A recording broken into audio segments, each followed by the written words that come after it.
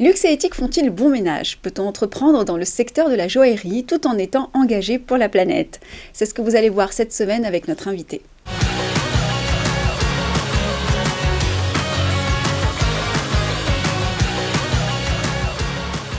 Margot Pavant, bonjour. Bonjour. Vous êtes cofondatrice d'Or du Monde. Est-ce que finalement, on peut faire bon ménage entre le luxe et l'éthique? Oui, alors moi je vais vous poser la question différemment. Est-ce qu'il est nécessaire pour qu'un diamant brille de mille feux finalement qu'il ait été extrait par un enfant de 12 ans? Est-ce qu'il est nécessaire pour créer un bijou de détruire des écosystèmes, de détruire la forêt amazonienne? Je ne suis pas sûre. J'ai envie de vous répondre non. Non. Un grand non. Alors du coup, deux mots sur Hors du Monde et pourquoi cette entreprise tout particulièrement, en sachant que je crois que c'est une histoire familiale, la joaillerie. Absolument. Hors du Monde, c'est une joaillerie éthique. On fabrique tous nos bijoux avec de l'or qui est recyclé, donc c'est de l'or qui a déjà eu son impact environnemental.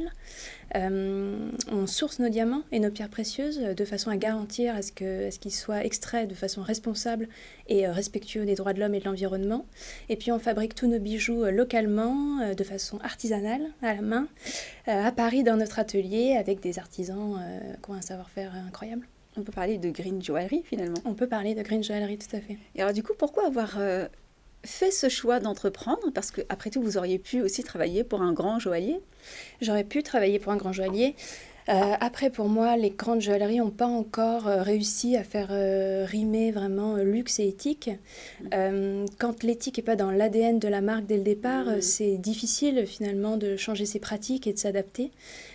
Pour moi, l'entrepreneuriat, c'était une façon de créer la joaillerie parfaite et de mettre au cœur du projet les valeurs que je voulais et que je veux soutenir, qui sont des valeurs de transparence, d'authenticité, de durabilité. Et comment vous avez été perçue par le secteur, par le métier, quand vous avez débarqué avec vos idées qui peut paraître utopiques? Oui, un peu comme une rigolote parce que j'avais 27 ans, parce que j'étais une femme, parce que j'étais autofinancée, parce que j'avais 5 000 € de capital, donc on m'a un peu rayonnée. Après, aujourd'hui, on génère 2,5 millions de chiffre d'affaires, on est 20 personnes, on a recyclé 200 kilos d'or et on a mis en place une traçabilité du diamant qui est unique et qui nous est enviée et copiée par les plus grands. Donc finalement, la perception des gens n'est pas très pertinente pour juger finalement de la qualité d'un projet ou d'une initiative. En tout cas, c'est une belle réponse que vous leur avez donnée sans forcément le vouloir. Et justement, vous avez un petit peu anticipé une question que je voulais vous demander, c'est comment est appréhendé ce sujet de la traçabilité finalement dans le milieu de la joaillerie? Parce que c'est très compliqué de base. Oui, c'est très compliqué. Mais moi, quand je me suis rendue à Anvers au début du projet, dans la capitale du diamant, donc en Belgique, et que j'ai posé la question à savoir quel était le pays d'origine des pierres qu'on me proposait, on m'a encore rayonné, on s'est pas mal moqué et on m'a dit avec beaucoup de condescendance que c'était une information que je n'obtiendrais jamais et qui n'avait aucun intérêt. 2 ans plus tard, j'ai voyagé à travers le monde, j'ai découvert tous les pays qui étaient finalement producteurs de diamants et j'ai mis en place la première chaîne de traçabilité du diamant et on est aujourd'hui les seuls joailliers en France à donner cette information du pays d'origine de toutes les pierres qu'on propose. Et comment vous expliquez finalement que les grandes joailleries ne soient pas sensibilisées à ces sujets, ne soient pas encore ouvertes à ces sujets? Est-ce que, sans forcément mettre des gens dans des cas, c'est que vous pensez que c'est une vocation juste féminine? Est-ce que les femmes sont un peu plus sensibles à ce que va faire un enfant de 12 ans dans une mine? Est-ce que vous avez une explication à nous donner? Ça, je suis sûre qu'une femme est plus sensible à ce que va faire un enfant de 12 ans dans une mine. Ceci étant dit, je pense que le secteur du luxe et le secteur de la joaillerie est sensible à la demande et aux envies de ses clients. Donc, il y a aujourd'hui une vraie prise de conscience générale qui est palpable. Et donc, ce tournant, tout le monde va le prendre. Et ceux qui ne le prendront pas, je pense, seront dépassés à l'avenir.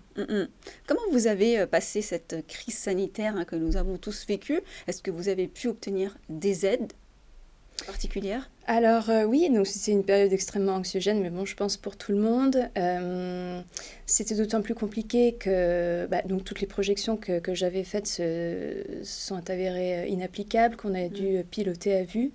Et puis que nous, on est dans un secteur, on n'achète pas sa bague de fiançailles, on n'achète pas son alliance sur Internet. C'est pas possible, c'est une bague qu'on va porter toute sa vie. Bien sûr. Donc on a besoin de recevoir les gens et le lien concret avec les gens, ce lien de confiance, il est vraiment nécessaire.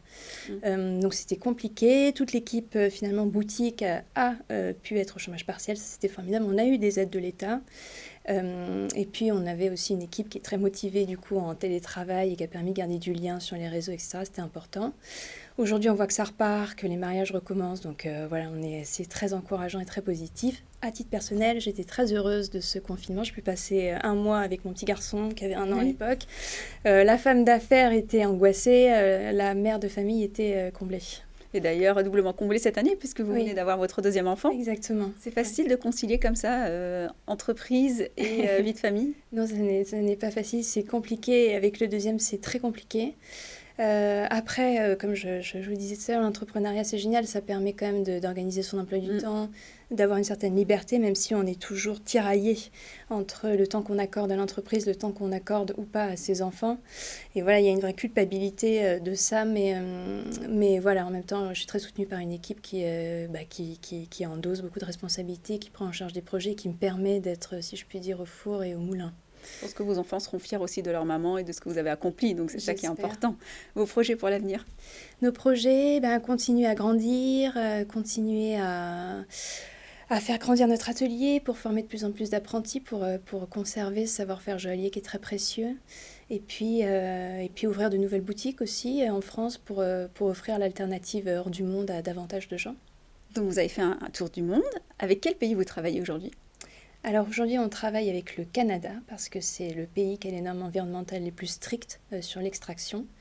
On travaille avec le Botswana, qui est un petit peu la Suisse de l'Afrique, qui a récupéré son indépendance dans les années 70 et par la même occasion son sous-sol, et qui du coup exploite le diamant à 50-50 avec la De Beers et surtout redistribue les gains qui sont générés par l'industrie du diamant dans des infrastructures, dans des écoles, dans des routes pour le pays. On a choisi en amont les pays avec lesquels on voulait travailler plutôt que de se fournir chez des gens à Anvers. Merci beaucoup pour votre intervention et pour vos initiatives. Je vous remercie. Je serai cliente. Merci beaucoup. Merci à vous de nous avoir suivis. Si vous souhaitez voir ou revoir cette émission, vous pouvez vous rendre sur demain.fr. Et moi, je vous dis bientôt pour de nouvelles interviews.